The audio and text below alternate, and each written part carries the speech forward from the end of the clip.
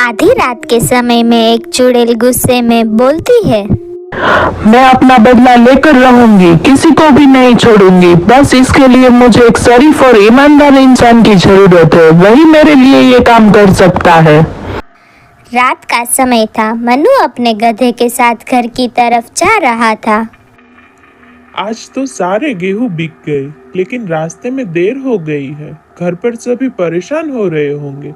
चल बेटा भोलू, जरा जल्दी चल। मनु इस बात से बिल्कुल अनजान था कि एक चुड़ैल उसके पीछे पीछे आ रही है। ये आदमी मुझे ईमानदार लग रहा है, एक बार इसकी ईमानदारी की परख कर लेती हूँ। चुड़ैल अपनी मायावी शक्तियों से एक बुढ़िया का रूप ले लेती है और उसके सामने आती है और अपने पैसे से भरी पोटली गिरा देती है। मनु की नजर उस पर पड़ती है और वो पोटली उठाकर बुढ़िया को दे देता है। धन्यवाद बेटा, तुमने मुझे मेरे पैसे लौटा दिए, वरना आज के जमाने में ऐसा कौन करता है। तुम थोड़े पैसे ले लो इनाम के रूप में। नहीं नहीं मौसी, मुझे कोई पैसे नहीं चाहिए। मैंने बस आपकी मदद की और मदद के पैसे नहीं लिए जाते। फिर मनु अपने घर की तरफ चलने लगता है। गोपी बेटा, मनु अभी तक नहीं आया? नहीं माँ जी, अभी तक नहीं आए। शायद अब बस आते ही होंगे। मनु और भोलू चलते हुए गांव की तरफ आ रहे थे। भोलू, अब तो बहुत रात होने लगी है। आज तो कुछ ज्यादा ही देर हो गई। जंगल में रात को चलना ठीक नहीं है। तभी मनु की नजर एक घर की तरफ जाती है। अरे जंगल में ये किसका घर है? चल भोलू, आज रात रुकने का इंतजाम तो हो गया।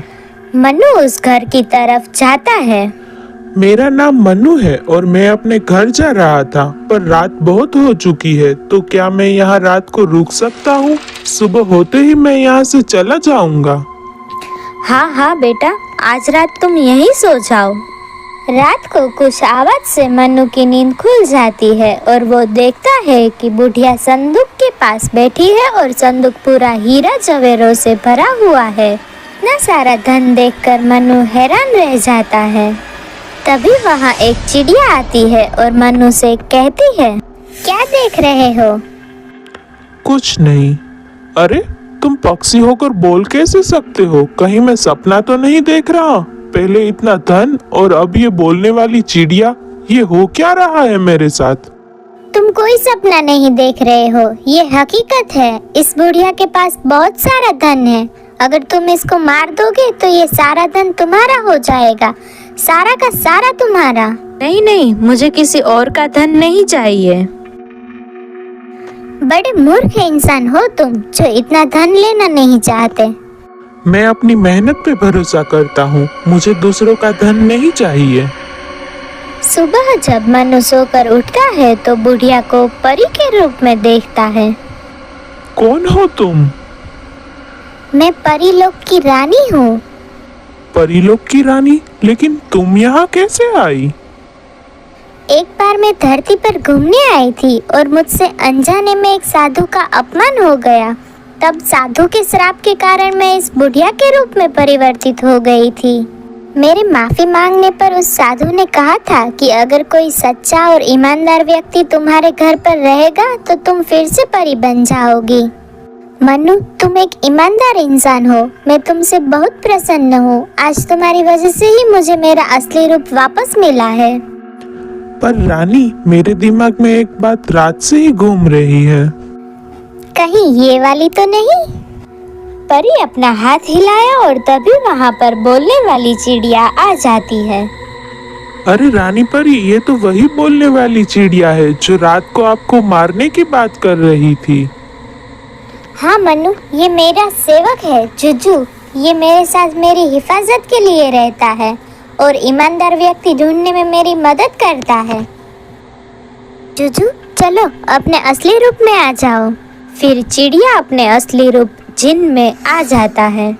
आज से ये जुजू तुम्हारे साथ रहेगा और तुम्हारी हर काम में मदद करेगा। मगर याद रहे, जिस दिन भी तुमने जुजू का उपयोग किसी गलत काम को करने में किया तो उस दिन ये वापस मेरे पास आ जाएगा। इतना बोलकर रानी परी वहाँ से गायब हो जाती है। फिर मनु भी अपने भोलू के साथ घर के लिए निकल जाता है और जुजू भी चिड़िया के रूप में दोनों के साथ चल देता है। थोड़ी दूर चलते ही जुजू मनु को रोकता है और एक जादू करके कालीन लाता है। मनु इस पर आ जाओ, हम जल्दी से घर पहुंच जाएंगे। फिर मनु और भोलू कालीन पे आते हैं और उड़कर घर चले जाते हैं। जब मनु घर पहुंचता है तो उसकी माँ मनु को कहती है, मनु बेटा, जब तुम बाहर गांव गए थे तो तुम्हारे पीछे से एक चुड़ैल आई थी। वो गोपी और रमेश को अपने साथ ले गई और बोल कर गई है, यदि दोनों को बचाना चाहते हो तो गांव के बाहर जंगल के पास वाली गुफा में मनु को आना पड़ेगा। क्या? चुड़ैल? माँ, ये तुम क्या बोल रही हो? हाँ बेटा, मैं सच कह रही हूँ। ये सुनकर मन्नू जंगल के पास वाली गुफा के लिए चल पड़ता है।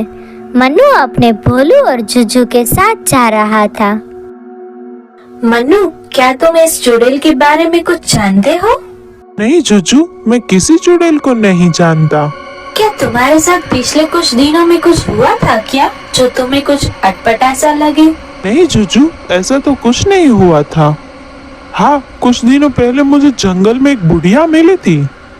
ऐसा है, शायद वो चुड़ैल जरूर तुमसे कुछ चाहती है। अब तो उसके पास जाके ही पता चलेगा आखिर क्यों उसने तुम्हारे परिवार को अगवा किया है। गुफा के करीब आते ही जुजू फिर से चिड़िया के रूप में आ जाता है। मनु और भोलू गुफा के अंदर जाने लगते हैं, पर जुजू अंदर ही नहीं जा पा रहा था। वो जैसे ही अंदर जाने की कोशिश करता तो वो वहाँ बाहर धकेल दिया जाता था। मनु, लगता है इस गुफा में जादुई शक्तियाँ नहीं जा पाएगी। तुम्हें मेरे बिना ही अंदर जाना होगा। मैं यही तुम्हारा बाहर इंतजार करता हूँ। मनु अपने भोलू के साथ गुफा के अंदर जाता है।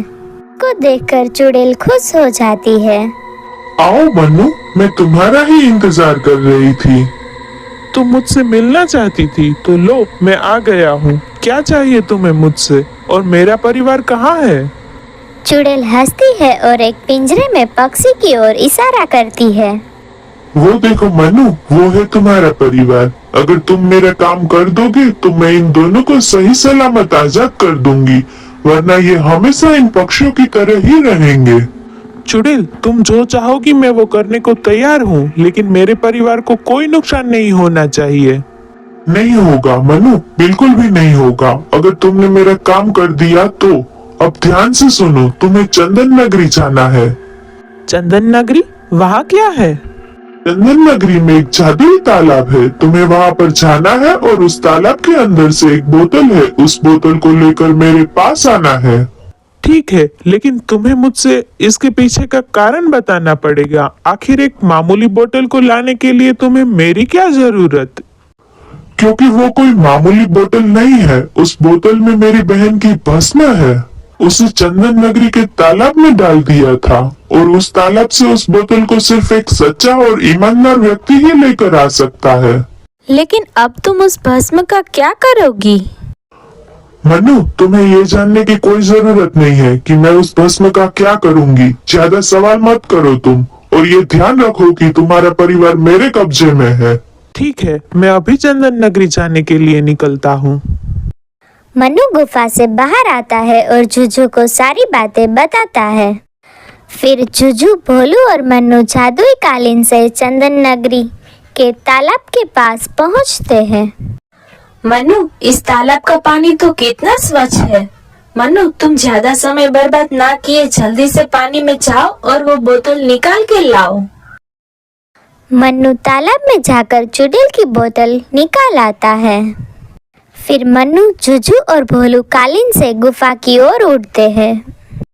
मनु, तुम्हें उस चुड़ैल को गुफा के बाहर लाना पड़ेगा। अगर तुम गुफा के अंदर गए तो मैं तुम्हारी कोई मदद नहीं कर पाऊंगा। ठीक है, मैं कोई तरकीब सोचता हूँ उसे गुफा से बाहर लाने की।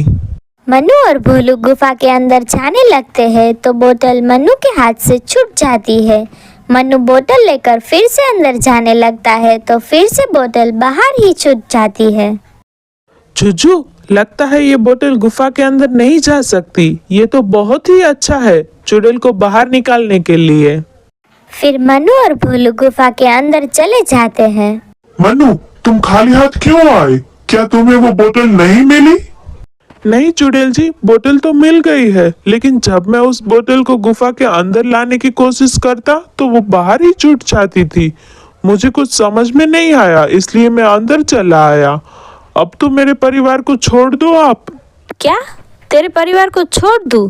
मूर्ख, मैं इतनी भी पागल नहीं हूँ। अभी तो तुझे मेरे बहुत सारे काम करने हैं। हाँ, अगर तू अपने परिवार को पक्षी बनाकर ले जाना चाहता है तो ले जा। लेकिन ये तो धोखा है, तुम अपनी बात से नहीं मुकर सकती। मैं जो चाहे कर सकती हूँ, और अब तो मैं अपनी बहन को भी जिंदा कर दूंगी। उसके बाद हम दोनों पूरी दुनिया पे राज करेंगी। चुड़ैल बाहर बोतल ले रही होती है कि उसे कोई मुक्का मारता है। अरे चुड़ैल, इतनी भी क्या जल्दी है बोतल लेने की? जरा हमसे दो दो हाथ तो हो जाए पहले। फिर चुड़ैल और जुजू लड़ने लगते हैं। तभी मन्नू भी पिंजरे को हाथ में पकड़े हुए गुफा से बाहर आ जाता है। चुड़ैल मन्नू पर हमला कर देती है। मन्नू दूर जाकर गिरता है और उसके हाथ से पिंजरा छूट जाता है। तभी जुजू भी अपनी सारी शक्तियों से चुड़ैल को कैद कर लेता है। तुम सब पागल हो गए हो जो मुझसे पंगा ले रहे हो। अगर मुझे कुछ भी हुआ तो मेरे साथ साथ ये मन्नू का परिवार भी हमेशा के लिए पक्षी ही बना रहेगा, समझे तुम?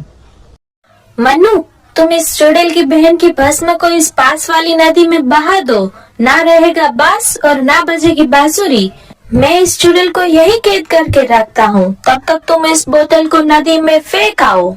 नहीं मन्नू, रुक जाओ, मत जाओ।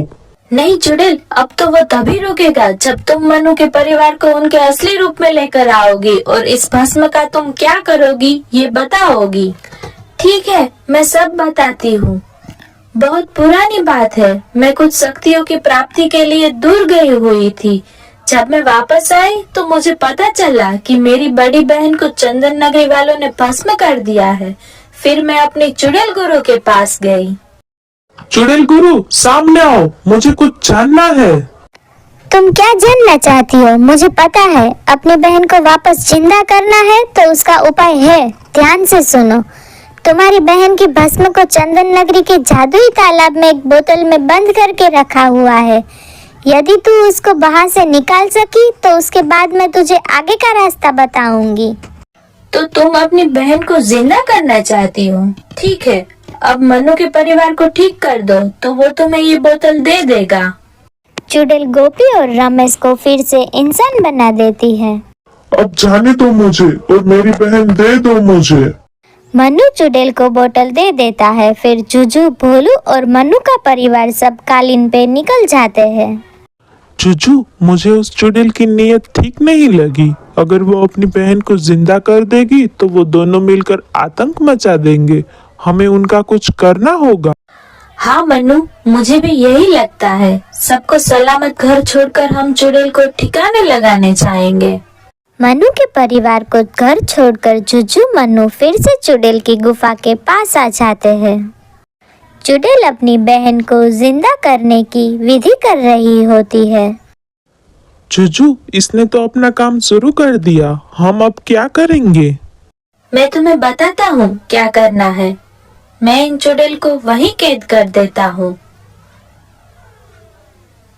जुजू चुड़ैल को कैद कर देता है और मन्नू वहां जाकर चुड़ैल की बहन की बोतल को हवन के कुंड में फेंक देता है।